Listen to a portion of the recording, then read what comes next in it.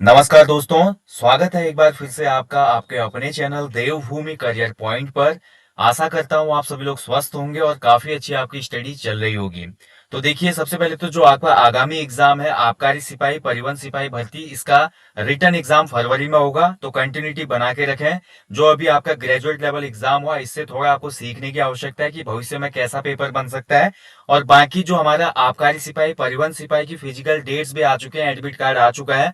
तो बड़े ही, मैं बोलूंगा, आराम से जाइएगा, अच्छे से फिजिकल दीजिएगा। घबरा के कोई फायदा नहीं होगा आप लोगों को। तो आपकी जो भी फिजिकल डेट है उसमें जाइए और जितना हो सकता है अपना एफर्ट दीजिए। और उसके साथ साथ जो रिटर्न एग्जाम है उस पर फोकस कीजिए।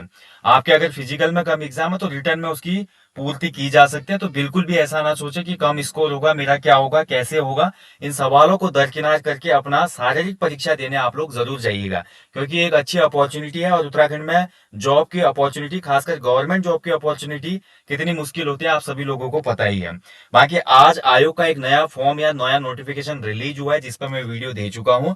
तो जो भी अभ्यर्थी पशुधन प्रसार अधिकारी बनना चाहते हैं और जो एलिजिबल है, क्राइटेरिया फुलफिल करते हैं इस फॉर्म का, तो वो लोग इस फॉर्म को जरूर भरिएगा। काफी अच्छी ये भर्ती है, काफी अच्छी ये पोस्ट होती है पशुधन प्रसार अधिकारी की।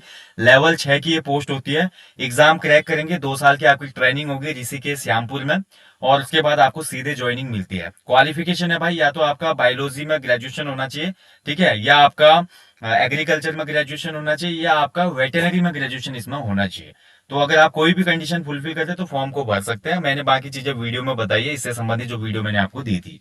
अब आ जाते हैं मेन टॉपिक पे भैया। मेन टॉपिक आज का सबसे हॉट टॉपिक, एंड काफी बार जो मुझे मैसेज आए हैं पिछले एक सप्ताह में, मैं बार बार बता चुका था पिछली वीडियोस में ही कि मैं गांव जा रहा हूँ। 29 दिसंबर को मैं गांव चले गया था, 3-4 दिन के लिए गांव गया था। उसके बाद से मेरे लॉ के एग्जाम शुरू हो गए, तो इस बीच जो लगातार वीडियोस का रूटीन था वो थोड़ा गड़बड़ा गया है, जिसके लिए मैं क्षमा प्रार्थी हूँ। और जल्दी ही जैसे मैं इस शेड्यूल से मुक्त होऊंगा तो फिर हमारा जो यूट्यूब का टेस्ट सीरीज वाला सीन है, और साथ ही जो हमारे अन्य वीडियोस आते हैं, जो भी स्ट्रेटेजी वीडियो है, खासकर आर मेंस के लिए वीडियो देना है कि कैसे उसकी स्ट्रेटेजी करनी है, आपको कौन सी बुक्स का यहाँ पे रेफरेंस लेना चाहिए, सभी बातें, और इन पर एक वीडियो जल्दी जारी होगी। और जो भी आपके रिक्वायर्ड वीडियोस है, रिक्वायर्ड जो कंटेंट आपको देना है मैंने, उस पर मैं आपको वीडियो जारी करके जल्दी ही दूंगा। आज बात करेंगे जो आपका स्नातक स्तर के पेपर हुआ था 31 दिसंबर को, इसकी कट ऑफ जो है अनुमानित क्या रह सकती है। उसके अलावा जो अब आपका इसी तर्ज पे या जनरल सिलेबस पे पेपर होगा आबकारी सिपाही परिवहन सिपाही का, उसके लिए आपको क्या स्पेशल तैयारी करनी चाहिए, और बहुत से प्रश्न हैं जिनको डिस्कस करेंगे इस वीडियो में। तो सबसे पहले आप सभी लोगों का अभिवादन, स्वागत एक बार फिर से आपके अपने चैनल देवभूमि करियर पॉइंट पे। चैनल को सब्सक्राइब कीजिए, बहुत से लोगों ने सब्सक्राइब किया है, बेल आइकन दबाया है, नोटिफिकेशन ऑल भी आप क्लिक कीजिए प्लीज, ताकि हर वीडियो का नोटिफिकेशन आ जाए। और इस वीडियो के डिस्क्रिप्शन बॉक्स में हमारे टेलीग्राम चैनल का भी लिंक है, उसको भी आप लोग सब्सक्राइब करें, फॉलो करें। क्योंकि वहां पर देखिए वीडियोस के लिंक के साथ साथ पीडीएफ के साथ साथ अन्य महत्वपूर्ण जानकारियां, न्यूज़पेपर की मुख्य न्यूज वगैरह भी शेयर की जाती है, तो आप लोग उसको भी ज्वाइन कीजिए, फायदा मिलेगा, ठीक है। अब देखिए, सबसे पहले आ जाते हैं भाई पेपर एनालिसिस में। तो काफी जगह पे देखिए आप लोगों ने देखा भी होगा, काफी लोगों ने बोला भी होगा। और सबसे पहली बात, तो जो पेपर बना था, पेपर किस तरीके का पेपर था, ये आपने देख ही लिया होगा। जिन लोगों ने पेपर दिया ठीक है, जिन लोगों ने नहीं दिया वो लोग जान लीजिए। पेपर में जो सामान्य हिंदी पूछी गई थी, सामान्य हिंदी में फिर से इस बार दबदबा रहा था कुमाऊनी लोकोक्तियों का, और साथ ही कुमाऊनी गढ़वाली भाषा का विशेष प्रभाव इस पेपर पे देखने को मिला। यानी इससे क्या सीख आपको लेनी है कि आने वाले समय में जो भी आपका एग्जाम होगा, आबकारी सिपाही परिवहन सिपाही का जो एग्जाम होगा, वो एग्जाम भी ज्यादा सरल नहीं होगा, ये यकीन मान लो आप। वो एग्जाम भी इसी पेपर के 19-20 रहेगा। यानी कि ये ग्रेजुएट लेवल एग्जाम था, तो इससे हल्का बोल सकते हैं, थोड़ा सा उसका स्तर सरल रह सकता है। बट मुझे लगता नहीं कि बहुत ज्यादा इजी पेपर आपका बनने वाला है उसमें, ठीक है। और खासकर अब आने वाले एग्जाम्स के लिए आपको अच्छे से कुमाऊनी गढ़वाली लोकोक्तियां, कुमाऊनी गढ़वाली जो कल्चर है, कुमाऊनी गढ़वाली शब्दावली है, और कुमाऊं गढ़वाल का जो परिवेश है अपने आप में हम लपेटे हुए हैं, उसको यहाँ पर आपने ग्रहण करना बहुत आवश्यक हो गया है। इस पेपर में मैं 100% गारंटी देता हूँ कि मैदानी भाग के छात्रों को, और जो भी हमारे शहरी क्षेत्र के छात्र हैं, जो अपने आर्ट एंड कल्चर, अपनी पहाड़ी कल्चर से टच में नहीं थे, उनको बहुत ज्यादा परेशानी हुई होगी।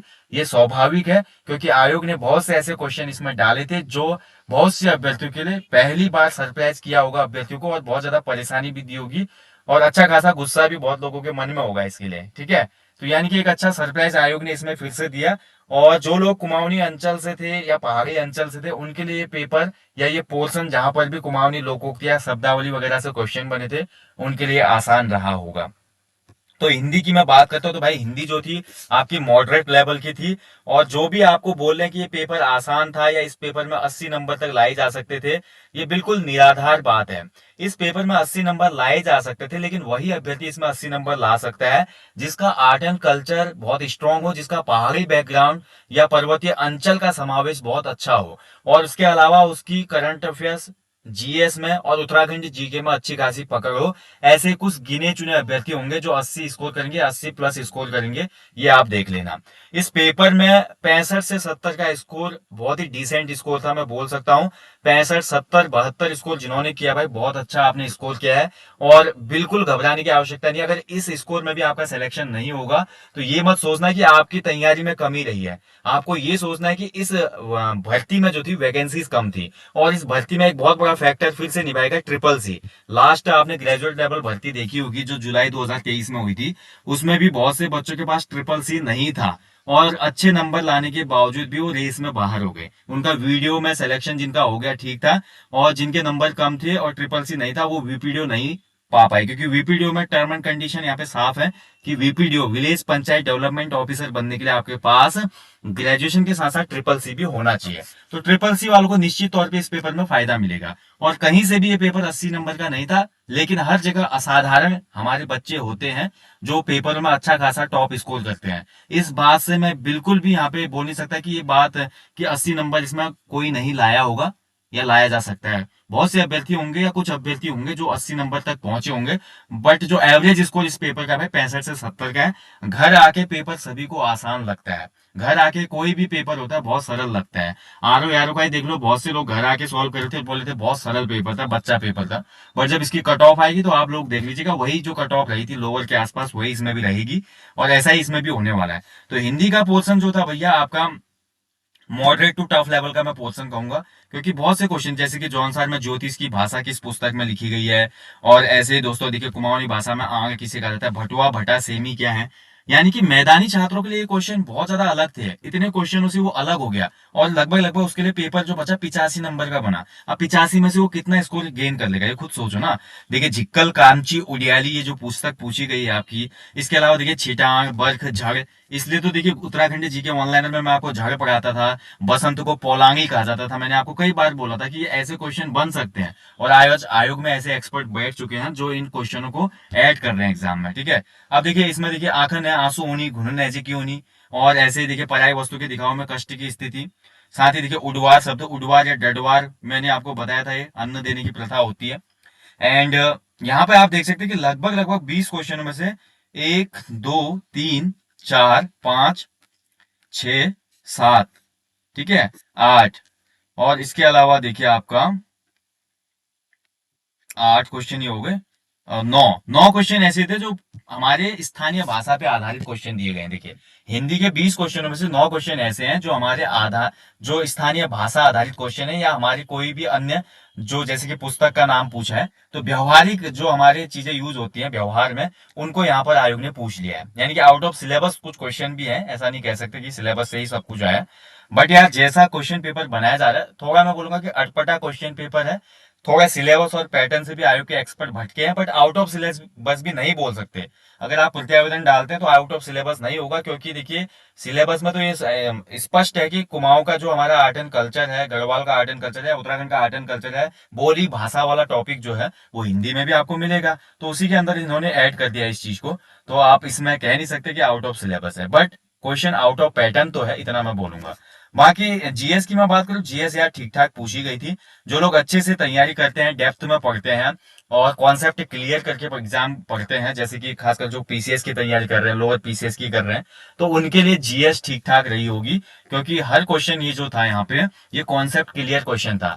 यानी कि आयोग ने अब स्पष्ट कर दिया यूके ट्रिपल एस की जो फैक्ट रट के एग्जाम निकालते थे, केवल फैक्ट भर रटने से ही एग्जाम नहीं निकलेगा। आपको फैक्ट के साथ साथ कॉन्सेप्ट भी क्लियर होने चाहिए, ठीक है। तो जीएस तो ठीक ठाक मेरे को लगी, जैसा लास्ट टाइम का जीएस था पिछले पेपर में, वही जीएस का स्तर यहाँ पे रखा गया था। अब इसके बाद आते हैं उत्तराखंड जीके का जो पोर्शन। जीएस था आपका मॉडरेट लेवल में रख सकते हैं जीएस को। बात करें उत्तराखंड की, तो उत्तराखंड के जो पेपर थे भाई, उत्तराखंड के पेपर में भी अब ये क्लियर हो गया कि परीक्षा मांगी या वन लाइनर पढ़ के आपका एग्जाम नहीं निकलने वाला। केवल परीक्षा मांगी के भरोसे या वन लाइनर्स के भरोसे आप बैठे हुए हैं तो यकीन मानिए आप गलत ट्रैक पे हैं। आपको उत्तराखंड भी डिटेल में पढ़ना होगा। आपको उत्तराखंड की geography, art and culture, Uttarakhand की हिस्ट्री और उत्तराखंड की इकोनॉमी एंड जो नेचुरल रिसोर्सेज वाले टॉपिक्स हैं उनको अच्छे से डिटेल में पढ़ना होगा। आपको उत्तराखंड को करीब से जानना होगा, आत्मा से जानना होगा। ये पेपर आत्मा का था। बहुत से लोग इस बात को समझ जाएंगे, इस लाइन को समझ पाएंगे। ये पेपर केवल पढ़ने वालों छात्रों के लिए नहीं था, केवल जो हार्ड वर्क करता है, बहुत ही स्टडी कर रहा है उसके लिए नहीं था। ये पेपर था जो वास्तविक रूप में उत्तराखंड को जानता है पढ़ाई के साथ साथ, कि पढ़ाई के साथ साथ उत्तराखंड के कल्चर को, भाषा बोलियों को आप कितना जानते हैं। और जिसका ये कॉम्बिनेशन बैठा होगा वही होगा 80 नंबर वाला। अन्यथा बहुत से बच्चों के लिए पेपर बहुत टेढ़ी खीर था। ठीक है। तो उत्तराखंड की मैं बात करूं तो उत्तराखंड लास्ट टाइम का जो पेपर हुआ था वो लगभग उसी स्तर का पूछा गया था, यानी कि मॉडरेट लेवल का भी ये पेपर जो उत्तराखंड का पोर्शन था वो बना था इसमें। अब बाकी कुल मिलाकर ओवरऑल बोला, रीजनिंग के क्वेश्चन ठीक ठाक थे भाई, ऐसा नहीं था कि बहुत टफ थे और बहुत इजी भी नहीं थे। तो रीजनिंग भी मॉडरेट लेवल की थी। यानी कि पेपर का जो टोटल लेवल था भाई, मैं तभी बोला हूँ पेपर लेवल था मॉडरेट टू टफ लेवल का। ये जो पेपर बना था आपका ग्रेजुएट लेवल का, मॉडरेट टू टफ लेवल का पेपर बना था। और यकीन मानिए जो आने वाला समय है आपका, और इसमें आपका 25 फरवरी को आई थिंक एग्जाम होना है आपका सिपाही परिवहन सिपाही का। इसका पेपर भी लगभग इसी स्तर का रहेगा, 19-20 रहेगा। यानी कि ये थोड़ा टफ रहेगा ये, और जो पेपर आने वाला है वो थोड़ा इससे इजी रहेगा। और ऐसा नहीं कि बहुत ज्यादा सरल वो पेपर होगा, पहले ही बोल रहा हूँ। तो ऐसे ही आपको प्रिपेयर होना है नेक्स्ट एग्जाम के लिए भी। ठीक है। तो मेरे हिसाब से जो ये पेपर था, ये पेपर बिल्कुल भी आसान नहीं था। इस पेपर में 70 स्कोर जिसने किया है, बहुत अच्छा स्कोर किया है। 70, 72, 75 का स्कोर बेहतरीन स्कोर है। बट यहाँ पे हम देखिए फाइनल कट ऑफ पे आ रहे हैं। एक्सपेक्टेड कट ऑफ का ये वीडियो है और ये मेरी व्यक्तिगत यहाँ पे कट ऑफ है। मैं हमेशा हर वीडियो में बोलता हूँ इस कट ऑफ को आपने अंतिम कट ऑफ नहीं समझना है। काफी लोग डिमांड करते हैं तो मुझे देना पड़ता है मजबूरन। तो ये हमारी अनुमानित कट ऑफ है। बट जहां तक मुझे लगता है टोटल पेपर को एनालिसिस करके और इतने दिनों में जो अभ्यर्थियों के यहाँ पर जितने भी फीडबैक आ रहे थे या जो भी हमको डेटा मिल रहा था, उसके आधार पे जो मेरी कट ऑफ रहेगी इस पेपर के लिए वो आपके सामने है। मैं उसको बोल देता हूँ, पब्लिश कर देता हूँ। ठीक है। तो देखिए दोस्तों, सबसे पहले बात करते हैं इस पेपर की। बात करें पेपर की तो पेपर का स्तर था मध्यम से कठिन। ठीक है। मध्यम यानी कि मॉडरेट टू टफ लेवल का ये पेपर था भाई, पहले मैं आपको बता चुका हूं। और पेपर में कितने लोग बैठे, क्या हुआ, कैसा हुआ, इससे कोई भी मैटर नहीं करता। कितने अब्सेंट थे, कितने प्रेजेंट थे, जिनको एग्जाम निकालना है, जिन्होंने 1-2 साल से डेडिकेटेड पढ़ाई किया, वो कोई भी एग्जाम को नहीं छोड़ता है ऐसा बच्चा। तो इसमें 10,000 भी बच्चे होंगे तो उनमें से केवल 237 आई थिंक वैकेंसी है इसमें। 237 के आसपास वैकेंसी है। ठीक है। 237 की वैकेंसी है। तो 237 वैकेंसी के हिसाब से इसमें 10,000 लोग भी बैठते पढ़ने, जो 1-2 साल से तैयारी करे, तो फिर भी कंपटीशन अच्छा खासा रहता है। तो बाकी कितने लोगों ने दिया ये तो बिल्कुल मैटर करता ही नहीं। अब कुछ लोग इसमें 80 स्कोर वाले होंगे, मैं बता चुका हूँ। कुछ इसमें 75 प्लस स्कोर वाले होंगे, कुछ 70 प्लस स्कोर वाले होंगे, कुछ 65 प्लस स्कोर वाले होंगे।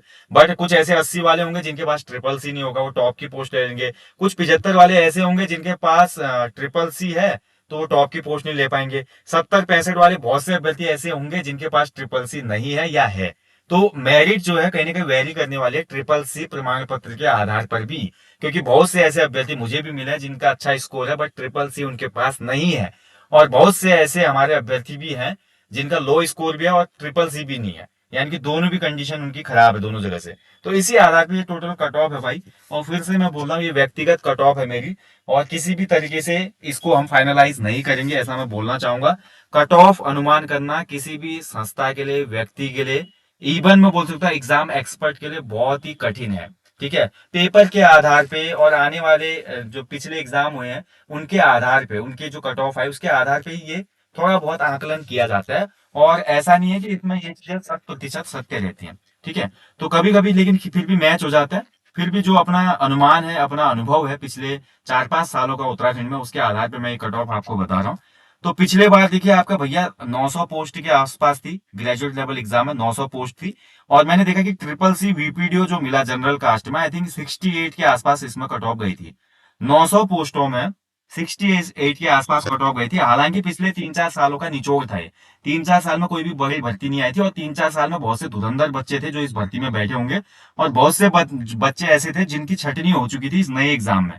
यानी कि नए एग्जाम में आपका जो टॉपर रहे होंगे पिछली भर्ती के, उन्होंने एग्जाम नहीं दिया। कुछ कुछ लोगों ने दिया होगा लेवल 5 के चक्कर में, ठीक है, क्योंकि इसमें समाज का सहायक समाज कल्याण अधिकारी की भी पोस्ट थी, तो इसलिए हो सकता है जिनका पहले से वीपीडीओ वीडियो में चयन हुआ था पिछली भर्ती में, उन्होंने इस एग्जाम को अपीयर भी किया होगा।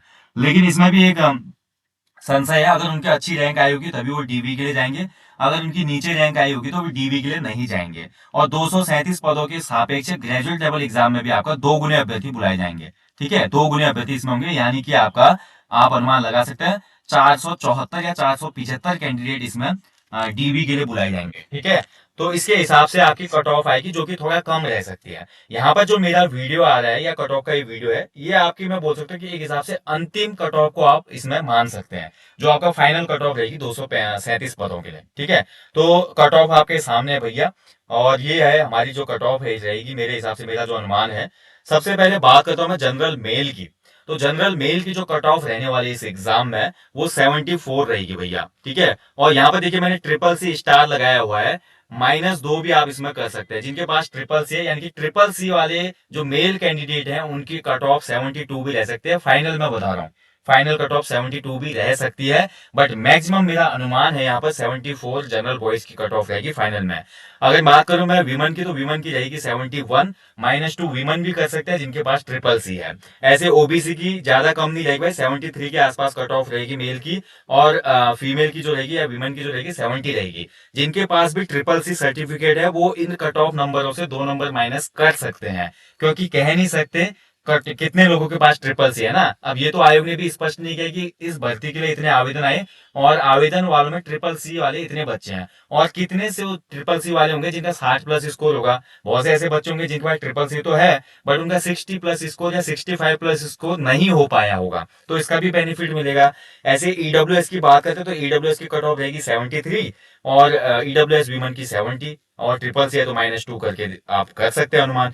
और एससी की बात करें तो 70, और एससी विमन की 69, एसटी की भाई 70 जाएगी, और एसटी विमन की 69 जाएगी। ट्रिपल सी की कंडीशन यहाँ पे भी लगेगी भाई, ट्रिपल सी है तो आप -2 कर सकते हैं। हालांकि यह स्टार लगा है वैकल्पिक है, मैं इसकी गारंटी नहीं देखता, बट अनुमान मुझे लग रहा है कि अगर देखिए, क्योंकि बहुत से बच्चे पिछली वाली ग्रेजुएट भर्ती में छंट चुके हैं, यानी कि अब वो ज्वाइनिंग उनका आने वाला है, और उन्होंने टॉप लेवल लाने के लिए ही इस भर्ती का पेपर दिया है। अगर उनको फिर से वीपीडीओ की ही रैंक मिलती है तो वो डीवी कराने नहीं जाएंगे। इसका मतलब ये कि ऊपर की जो लिस्ट आएगी अगर वो ज्यादा भी कट ऑफ जाती है, उसमें बहुत से बच्चे ऐसे होंगे जो पुरानी भर्ती में सेलेक्ट हो चुके हैं ग्रेजुएट लेवल भर्ती में, और वो टॉप रैंक नहीं ले पाए तो वो डीवी में नहीं जाएंगे। उसका फायदा जो दोगुने वाली लिस्ट में अभ्यर्थी आए हैं जिनके पास ट्रिपल सी है तो उनको निश्चित ही मिलेगा भैया, ठीक है। तो इस चीज का ध्यान रखें। और इसके अलावा जो मेरी कैटेगरीज के लिए भर्ती है, जैसे एक्स आर्मी की है, एक्स आर्मी वाले जो भी मेरे मित्र हैं भाई, हमारे सैनिक भाई, वो अगर 60 प्लस स्कोर में है, ट्रिपल सी है, तो आप लोग सेफ हैं। फिजिकली जो चैलेंज कैंडिडेट है भाई, इनकी कट ऑफ एक्सपेक्ट कर पाना बहुत ज्यादा मुश्किल है, असंभव काम है। हमारे पीएच कैंडिडेट हैं, डीएफएफ है, और ऑर्फन कैंडिडेट है भैया, कितने जो होंगे क्या होंगे और कितने का स्कोर क्या रहा, ये डिफाइन करना बहुत मुश्किल है इस कैटेगरी में। बट फिर भी मैं एक अनुमान लगा रहा हूँ, 55 प्लस वाले जो पीएच कैंडिडेट है ट्रिपल सी, वो लोग ये कह सकते हैं कि उनका नंबर आ सकता है, वो लोग उम्मीद रख सकते हैं।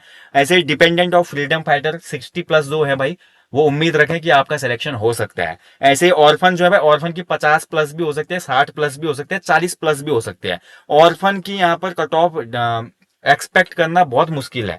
ऑर्फन किट की कट ऑफ 40 भी हो सकती है भाई मेरे हिसाब से, ट्रिपल सी 40 में भी हो सकता है, 40-50 ट्रिपल सी में भी हो सकता है, 60 में भी हो सकता है। अगर एक दो ही वैकेंसी और कुछ अच्छे पढ़ने वाले बच्चे तो 60 प्लस भी हो सकते हैं इसकी। यही कंडीशन डीएफएफ में भी होती है। डीएफएफ में कितना पढ़ने वाला बच्चा है, कितनों के पास ट्रिपल सी है, पीएच में भी कितना पढ़ने वाला बच्चा है और कितनों के पास ट्रिपल सी है। ऐसे एक्स आर्मी में भी बहुत से एक्स आर्मी वाले ऐसे जिन्होंने ट्रिपल सी नहीं किया है, कुछ लोगों ने किया है, ट्रिपल सी होगा तो कम भी इससे कट ऑफ रह सकती है।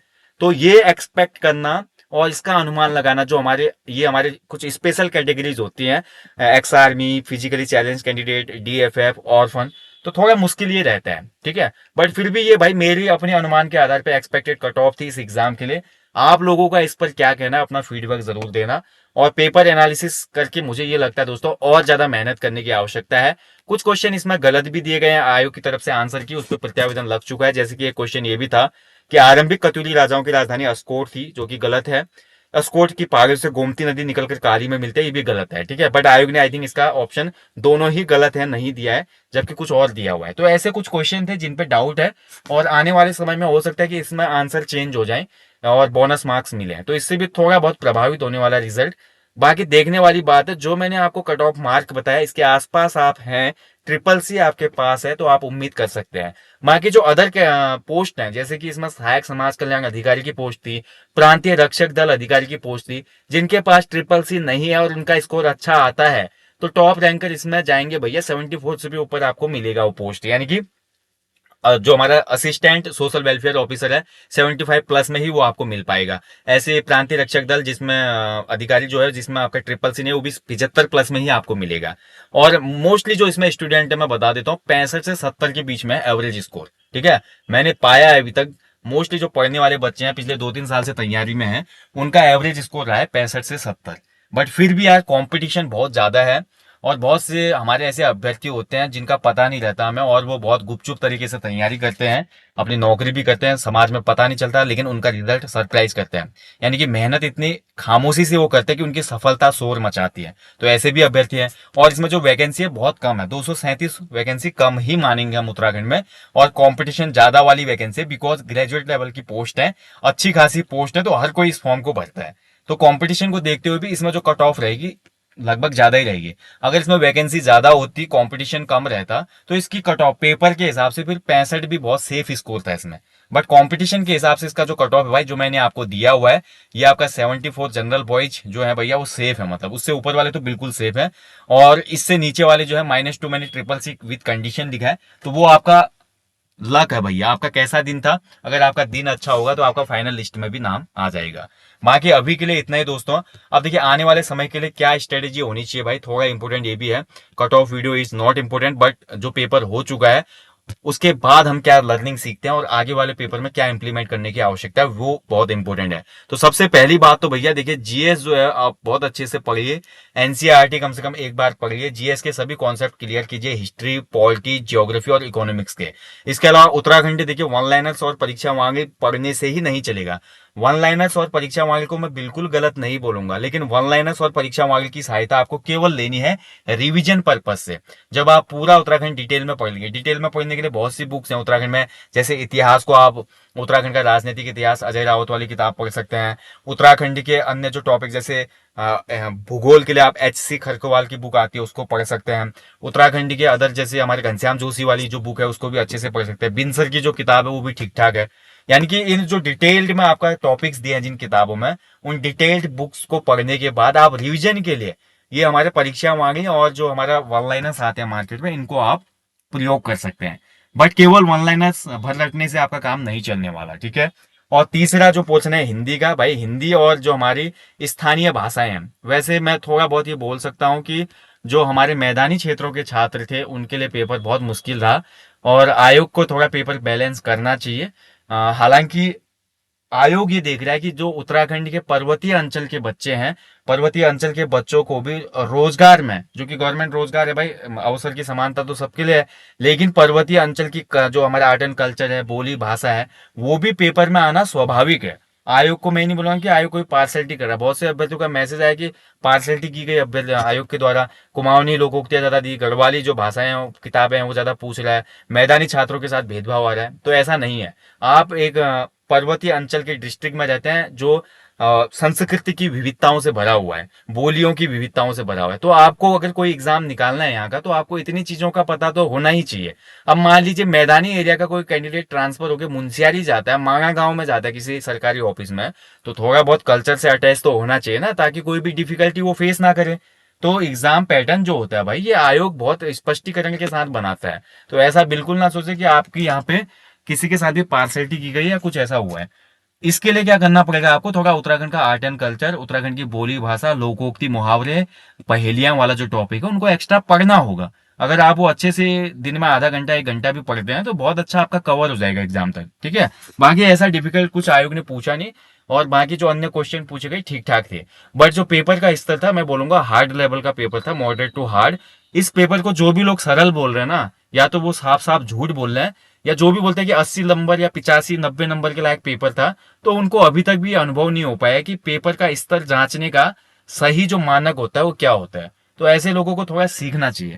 ठीक है, पेपर आसान नहीं था, मैं फिर बोलूंगा। अगर मैं खुद इस पेपर में अपियर होता तो मुश्किल से 70-72 नंबर लाना मेरे लिए भी मुश्किल होता। मैं तो साफ बोलता हूँ। बट देखिए, थोड़ा मैं कुमाऊनी परिवेश, गढ़वाली परिवेश से यहाँ पे संबंध रखता हूँ, तो मुझे जितना हिंदी का पोर्शन था, हिंदी की लोकोक्तियां थी और जो भी कल्चरल क्वेश्चन थे वो आसानी से आ रहे थे, मुझे कोई डिफिकल्टी नहीं होती, क्योंकि मैं एक पहाड़ी व्यक्ति हूँ। ठीक है, बट मैदानी व्यक्ति को इसमें डिफिकल्टी रही होगी, जिस वजह से उनका स्कोर ड्रॉप हुआ है। बट आने वाले समय के लिए अब इसको देखते हुए आपको प्रिपेयर होना है, तैयारी कीजिए। जल्दी ही देखिए, कोई लोकोक्ति वाली जो शब्दकोश वाली बुक है या कुछ भी ऐसा कंटेंट का हमको सोर्स मिलता है, तो उस पर मैं आपको एक वीडियो दूंगा जो कि एक ट्रस्टेड सोर्स हो और एक बोल सकते हैं कि मानक सोर्स हो, जिसको आयोग भी एक्सेप्ट करे। तो ऐसा कोई सोर्स होगा तो उसको हम जल्दी साझा करेंगे टेलीग्राम चैनल पे या यूट्यूब चैनल पे। तो आप लोग बने रहिएगा। और कुछ क्वेश्चन इसमें गलत भी हैं, तो इससे भी थोड़ा फर्क पड़ेगा। और आने वाले समय में अब आपका जो एग्जाम है भैया, उस पर आपको फोकस करना चाहिए, मैं तो ये बोलूंगा। ठीक है, तो अभी तक जो कट ऑफ का वीडियो मैंने आपको दिया है, लगता है मुझे तो अपने व्यक्तिगत अनुभव से कि यही कट ऑफ इसमें रहेगी। और ये फाइनल कट ऑफ है, मैं फिर से बोल रहा हूँ। जो आपकी पहली कट ऑफ आएगी डॉक्यूमेंट वेरिफिकेशन के लिए, वो इससे थोड़ा कम रहेगी। लेकिन जो फाइनल कट ऑफ है वो इतनी रह सकती है। हालांकि मैं कट ऑफ पे दावा नहीं करूंगा, ये केवल अनुमानित कट ऑफ होती है। ये बिल्कुल फेल भी हो सकती है, ये सटीक भी बैठ सकती है, ये 19-20 भी रह सकती है। कोई भी इसमें दावा करना मूर्खता होगी। ठीक है, बाकी चैनल पे जो टॉपिक आ रहे हैं जल्दी कंटिन्यू हो जाएंगे। आजकल मैं आपको वीडियोस कंटिन्यू नहीं दे पा रहा, बिकॉज मैं खुद एग्जाम दे रहा हूँ लॉ के, तो थोड़ा व्यस्तता है दोस्तों। इसी वजह से आपका लगातार वीडियो आपको नहीं मिल पा रहे, जिसके लिए मैं क्षमा प्रार्थी हूँ। जैसे ही मेरा ये एग्जाम शेड्यूल खत्म होगा तो मैं आपको कंटिन्यू वीडियोस प्रोवाइड कराऊंगा। आने वाले एग्जाम के लिए मैं भी कोशिश करूंगा कि बोली भाषा, लोकोक्ति, आंगे, पहेलियां, ठीक है, इनसे मैं भी आपको क्वेश्चन दे पाऊं, ताकि अगले एग्जाम में थोड़ा बहुत तो हम रिहर्सल कर सकें। बाकी आपका कोई भी क्वेरी हो, डाउट हो, फीडबैक हो इस कट ऑफ के बारे में, क्वेश्चन पेपर के बारे में, 31 दिसंबर वाले पेपर के बारे में, तो अपनी राय भी आप जरूर देना, ताकि एक नेक्स्ट वीडियो में हम उन बातों को रखें और हो सकता है कि बहुत लॉन्ग टर्म में भी वो बातें काम आए। तो आप लोग भी अपना फीडबैक देना कि क्या आयोग का ये पैटर्न सही था, आयोग के ऐसे क्वेश्चन रखना सही है, क्या आयोग ने जो ये पेपर बनाया था ये वास्तविक रूप में स्नातक स्तर का पेपर था। आप लोग का भी अनुभव कहीं ना कहीं मायने रखता है। हर इंसान का अपना एक पैटर्न है, अनुभव है, और हर कोई पढ़ाई कर रहा है, तो हर किसी का फीडबैक बहुत इंपॉर्टेंट होता है। तो अपना फीडबैक आप जरूर देना। ठीक है, मैं आपको जल्दी मिलूंगा। सेशन काफी लंबा हो चुका है, लंबे अरसे के बाद आज टाइम मिला, तो तभी वीडियो आपको दे रहा हूँ। तो इसी वजह से थोड़ा लंबा वीडियो दे रहा हूँ। आप लोगों से मेरी जल्दी मुलाकात होगी। जाने से पहले बोलूंगा, हमेशा की तरह अपने जीवन में कम से कम एक पेड़ लगाएं, लोगों को भी इसके लिए अवेयर करें, मोटिवेट करें। और जहां भी आप घूमने जाते हैं स्वच्छता का ध्यान रखें। अपने जीवन में हमेशा मोटिवेट रहें दोस्तों। कोई भी एक एग्जाम आपका करियर डिसाइड नहीं कर सकता। जिनका 31 दिसंबर वाला ये एग्जाम खराब हुआ है, वो मेहनत करें और फरवरी वाला जो इंटरमीडिएट वाला एग्जाम है उसको बेहतर बनाने का प्रयास करें। फिलहाल तो आपको ऑल द बेस्ट है। आपका जो आबकारी प्रवर्तन सिपाही, परिवहन सिपाही का जो आपका फिजिकल होना है, अच्छे से दीजिएगा, कॉन्फिडेंस से देना। एक दिन का एफर्ट लगाना है तो थोड़ा जोर भी लगाइएगा। ठीक है, बाकी यार देखिए, हर महीने ट्रिपल सी का फॉर्म आता है जो कि नीलिट के द्वारा आयोजित किया जाता है। ट्रिपल सी की जो क्वालिफिकेशन है बहुत सी सरकारी पदों में आज के रूप में अनिवार्य है। यानी कि अगर आपने ट्रिपल सी किया, जैसे कि वीपीडीओ की भर्ती में आपने देखा हुआ ट्रिपल सी अनिवार्य है, तो ट्रिपल सी का हर महीने फॉर्म आता है, आप भर सकते हैं नीलिट की ऑफिशियल वेबसाइट पे जाके। बट बहुत से अभ्यर्थियों का मुझे मैसेज आता है कि जो ट्रिपल सी की टेस्ट सीरीज है हमें कहाँ से मिलेगी, कैसे होगा। तो ट्रिपल सी के लिए भी अब आपको हमारी एप्लीकेशन स्टोर पे टेस्ट सीरीज मिल जाएगी। ट्रिपल सी में जो आपका सिलेबस दिया है, सब्जेक्टिव सिलेबस जो है, उसके आधार पे एमसीक्यूज हैं, साथ ही 10 प्रैक्टिस सेट भी इसमें आपको दिए गए हैं। यानी कि जो भी लोग ट्रिपल सी का एग्जाम देते हैं, एग्जाम से पहले अगर आप ये टेस्ट भी लगा लेते हो, तो 50 जो 54 नंबर का मार्क होता है इसमें क्वालिफाइंग, इसमें आपको 100 में से 54 नंबर लाने होते हैं ट्रिपल सी क्लियर करने के लिए। तो इतने मार्क्स तो आपके आ ही जाएंगे अगर आप इन टेस्ट सीरीजों को लगाते हैं। 2-4 दिन भी आप ये टेस्ट सीरीज देखते हैं और टेस्ट ट्रिपल सी का एग्जाम देते हैं, तो वो क्वालिफाई हो जाएगा। बाकी जिन लोगों ने ट्रिपल सी नहीं किया भाई, वो ट्रिपल सी जरूर कीजिएगा। आने वाले समय में बहुत से पदों में ट्रिपल सी को अनिवार्य किया जाएगा, क्योंकि ये इंटरनेट की दुनिया है, कंप्यूटर की दुनिया है। और ट्रिपल सी जो है भैया आपका बहुत ही एक बेसिक कोर्स होता है कंप्यूटर नॉलेज का। और इसको नीलिट हर महीने या 2 महीने में आयोजित करवाता है, फॉर्म निकलते रहते हैं, तो आप इसको भरिएगा।